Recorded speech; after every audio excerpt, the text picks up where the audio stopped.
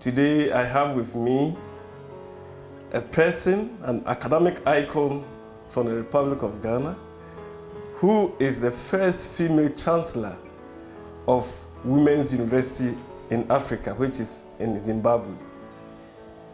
She was a former Minister of Education in the Republic of Ghana from January 2013 to January 2017, and the former Vice Chancellor of the University of Cape Coast, and incidentally, the first female Vice Chancellor of a public university in Ghana. And she was Vice Chancellor for 4 years from 2012 to 2016. Viewers, follow this discussion on our social media handles and on AAU TV. It is my pleasure to welcome Professor Jane Naana Opoku Agyemang. This is AAU Impact Stories, and you're welcome. Thank you very much for having me. Thank you. We have gone through your lengthy CV, and ideally we don't know where to start from. You were the first female chancellor of a private university in Zimbabwe. And I believe you are the third chancellor, but the first female. So how did you feel when you were called upon to serve as a chancellor at Women's University in Africa? Actually, if my records serve me right, then there was a female before me. Okay. So we'll just put that right. Okay. In terms of how I felt, it's just one of life's surprises. Okay. Because, you know, to become chancellor, it's not a position that is advertised. It is not something you compete for. It is not something you apply for. It is like an honor bestowed on you. And therefore, it makes you feel humble. It makes you feel, I think it's a kind of complex feeling.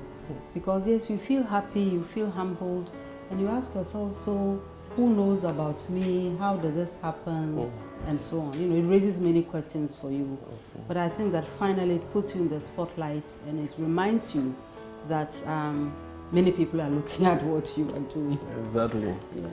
So when you were given that award, that conferment, is there any term to it? Is it a Yes. 5-year term? Yeah, it's a 3-year term renewable. Renewable? Yes, and it is quite standard.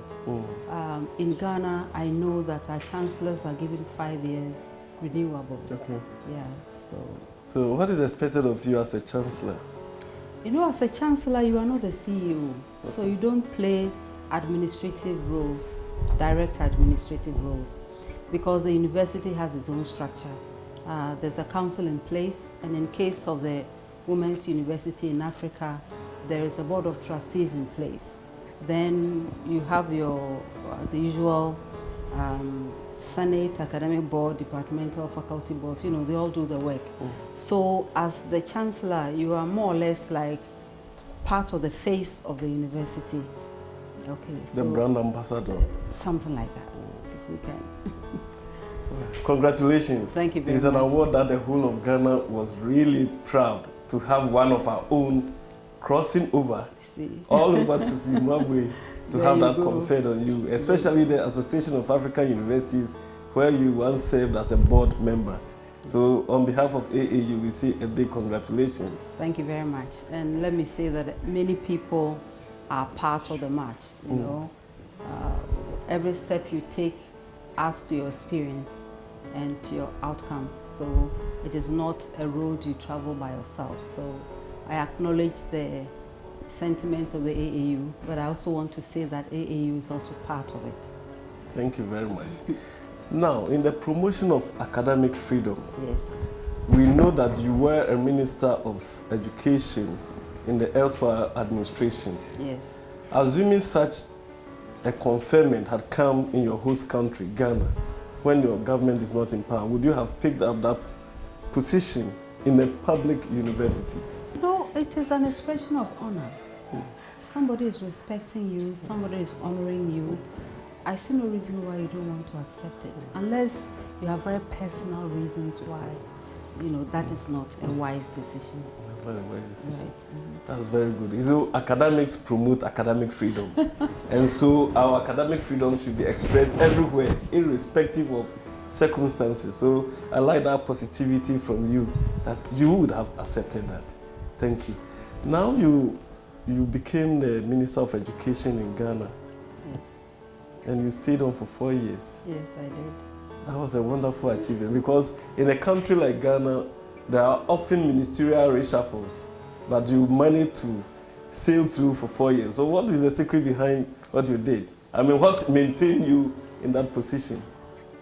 Well, again, it's a position I was invited to accept when my vice chancellorship had been over and I had other options.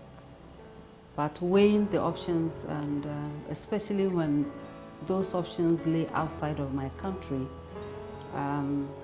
it became like, like there was no choice. I mean, how do you go building systems elsewhere if your country has expressed that you could be of help? And actually, I didn't go there determined to stay for 4 years. I went there determined to do the best I could. And I was happy that the offer was going to play to my strengths as somebody in education. If I'd been offered to go into security, of course, I'd immediately have said, really, I have no clue, or that kind of thing. So I just went in there determined to do the best I could, and that is the attitude with every position I take. Yeah. If I feel that for any reason I cannot work to the best of my ability, I will not accept it. So, like maybe in church, being a member of this group or the choir, I know I won't be there. I admire those who will be there, so I will not join.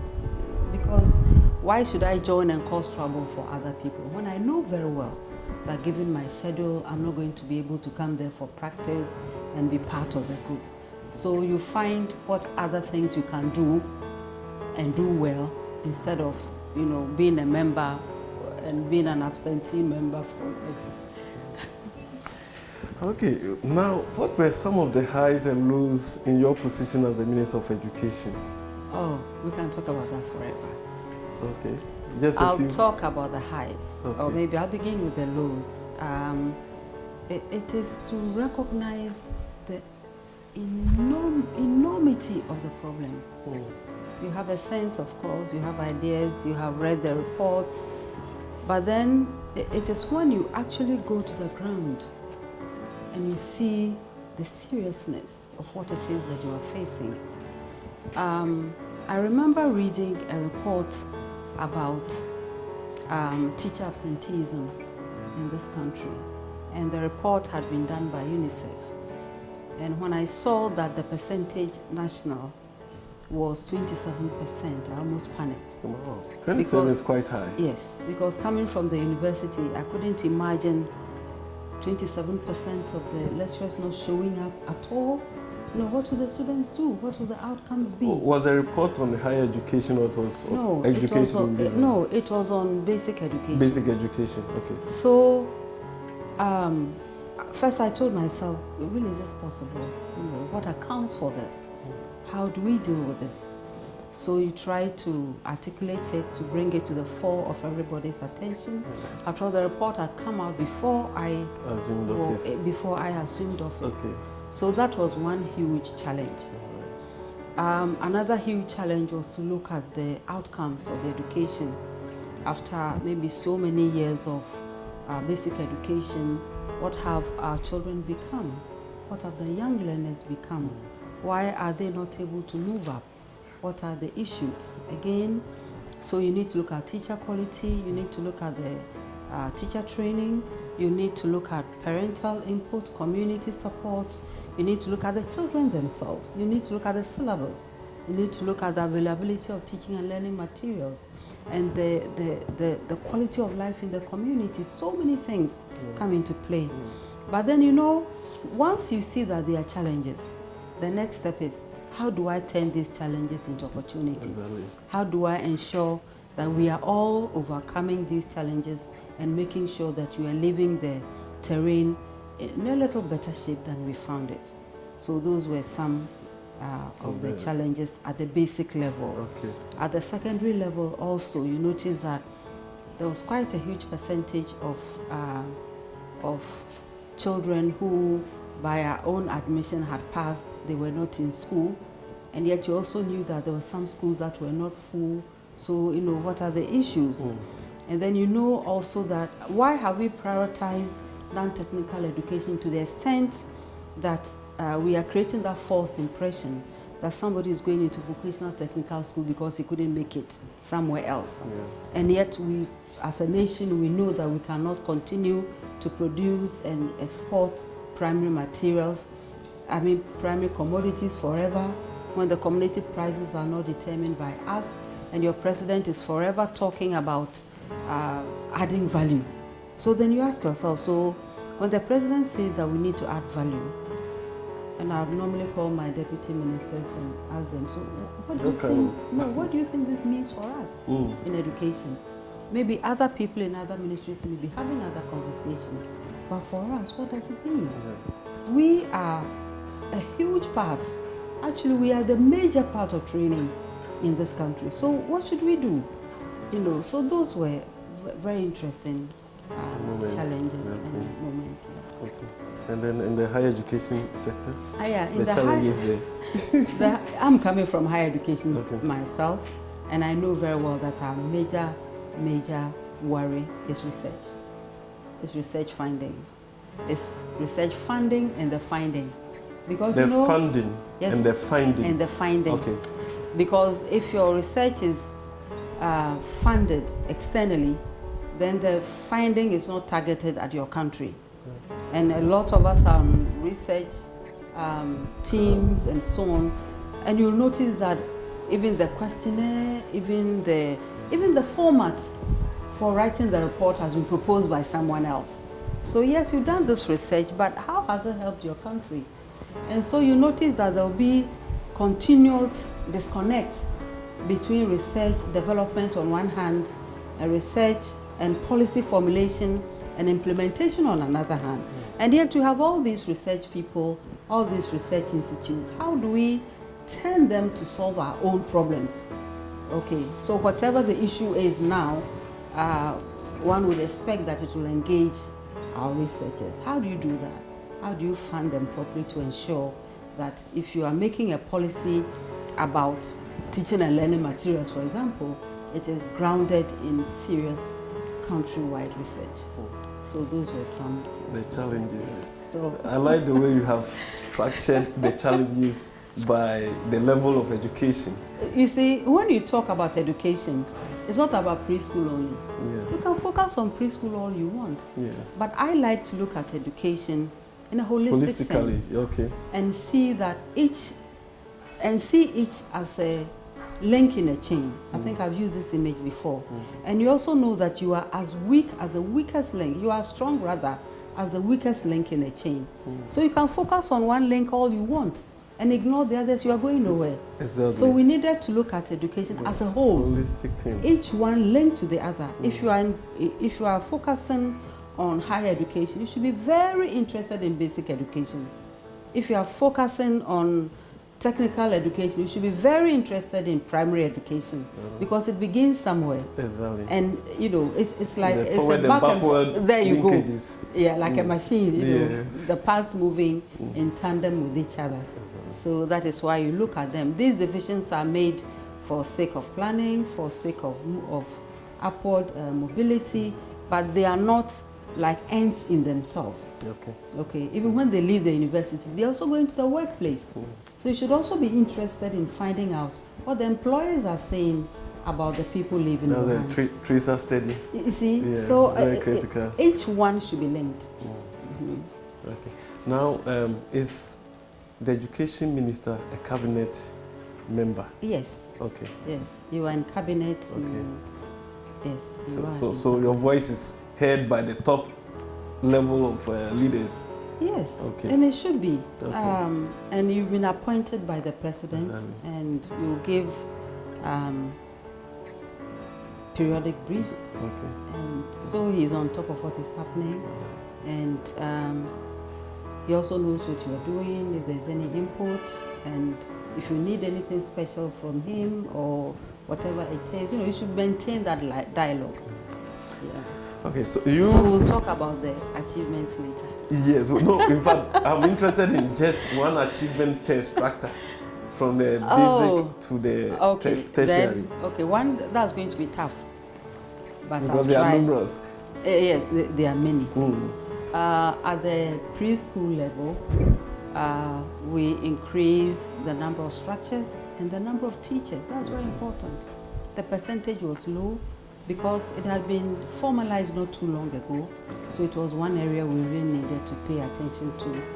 And in connection with that, we have selected 7 of the colleges of education to focus on preschool training.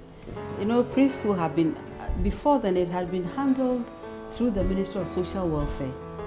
Lots of people didn't know that. And therefore, the training of the teachers had also come from a different quarter. They've done well in the past, but now this is on our hands. What do we do? And in fact, I was even thinking that we should go further. I wanted to see a whole college of education dedicated to preschool. And so that they'll also have a practice school. And that practice school should be architectured to fit the preschool. And that can serve as a model to private participants in preschool education to see what it should be like. Because if you go around a lot of preschools in this country, and I've traveled around the country and visited thousands of schools, you notice that yes, it's my house, but the house is built for an adult. It's not the child's space. No. And so it is a child that is adjusting to the environment. And you just look at my wall, you may feel it's low. But if the child is 2, how high is the child? So if you can put yourself in the child's shoes, then it's like the lowest window is above your head. How would you feel? You see, we don't think about these things, but we should. Yes, it is the adult that should adjust to the child's environment and not the other way around. Yeah, so even the steps, everything there should be designed to fit. Yeah. So you can see that even from that level, you also need to link up with the architects. So you see, we have our tentacles everywhere. So in terms of primary ed, preschool. Then in terms of primary ed, when I came into the ministry in 2013, our research showed that the textbook to pupil ratio was 1 textbook to 3 children. Right. Yes. 1 book to 3 children. Is that adequate? Absolutely not adequate. Okay. So one of the first things we did was to increase that textbook ratio. So we increased it to the level where every child has 4 books. That is in a public institution? Yes. Okay. Instead of 1 book to 3 children. Now 4 books to one child. Wow, that is marvelous. Yeah, because you must also think of the children and the 3 children sharing 1 book. So why are we surprised that the outcome is not as good as it ought to be? How about the teacher? So the teacher takes 1, and with all these kids in the classroom and not adequate teaching and learning materials, what atmosphere will pervade in the school? So why are you saying that teacher is screaming at the children? What have you done to ensure that the voice level is low, is acceptable, the kids are not fighting over any book, and there's an atmosphere for learning? So that will be for the primary school. When we go to the junior high school, there were many things, but the one thing I would like to emphasize will be the opportunity we created for research. Even at the university, when you are an adult and all of that, and something went wrong, there's always an opportunity for you to rewrite your paper. Yes. That's not to say that there was no opportunity for research at the basic level. Okay. There was. But the arrangement was this. You need to go back to the school where you wrote the exam and the results didn't come out so well. Yeah. And then the system said, we still need to use your old continuous assessment. Now, here is somebody who didn't do very well. The continuous assessment itself was very low. It is not very likely that if you added the new one, that he was going to get a 1. Yes. So immediately and you also look at the statistics. So first we did our homework with WAEC and got all the data in order to come up with this suggestion about reset. And the worst part is that, you know, at that age, by the time the child is in JHS 3, he's 14 or 15, teens have their own set of issues. Every teenage has their own set of issues. So you are telling this boy or this girl who thinks he's finished JHS to go back to his old school and write the exam with his juniors. As an adult, it doesn't matter. Yes. But not as a teenager. But as it, you see, the mind hasn't developed to the level where you feel that, oh, it doesn't matter. Yeah. It's only for a few. So you notice that the percentage of children who are going back to rewrite was so low. So then you ask yourself, where are the rest of the kids? So now let us create a new environment for these kids to write. Let us say that if you finish JHS, let's say 5 years ago, we'll put aside your continuous assessment. We'll create centers for you to come and rewrite your paper, and we'll use only the results of that. The exams. I think it's only fair. I think it is. Because you see, if you lose them at that stage, picking them up becomes a huge problem. Yeah. And it needn't be that way. So we introduced this, and I remember going to the center in Accra, and then the following day going to the center in Tamale, and it was most touching. Wow. Parents there, some in tears, thanking, and you know, but for me that was an achievement. Okay. Because I believe that every opportunity you have should be used to reach those who have not been reached. So that one was very, very important. Marvelous, marvelous. In our universities and other tertiary institutions. Rewriting, yeah, no. Everybody avoids it, but it's not such a big deal. Okay. You know, but if at the 14 you are out, no, it's a loss to everybody. And if you come to the secondary level, I'm very happy and proud to announce that for the 4 years we were there, we made history in WAEC. What is the history? The results are there. You can go Marvelous. to WAEC and check. Ghana topped all the time. And in fact, the last one was even phenomenal. You know, normally it's 3 places, and it used to be maybe Ghana, Nigeria, Gambia, maybe Nigeria, Ghana, Sierra Leone, maybe Ghana, Ghana, Nigeria. But it was Ghana, Ghana, Ghana throughout. And the last one, it was Ghana, Ghana, Ghana from one school. From one school? From one school, and everyone was asking if I had something to do with it because my former school was legal. I said, I don't work with WAEC. Here we come. I said, I don't work with WAEC. I don't have anything to do, you know. know. Your motivation. Well, to the and school, everybody else's, you know. So, and it was really touching that registrars who had retired from other countries, they all came for the award ceremony, congratulated us. So, I left the ministry feeling quite satisfied that the government that has seen it fit to ask me to serve, the government had made a point. And then when you come to the tertiary level, we raise the level of polytechnics to technical universities. Now this is very, very important.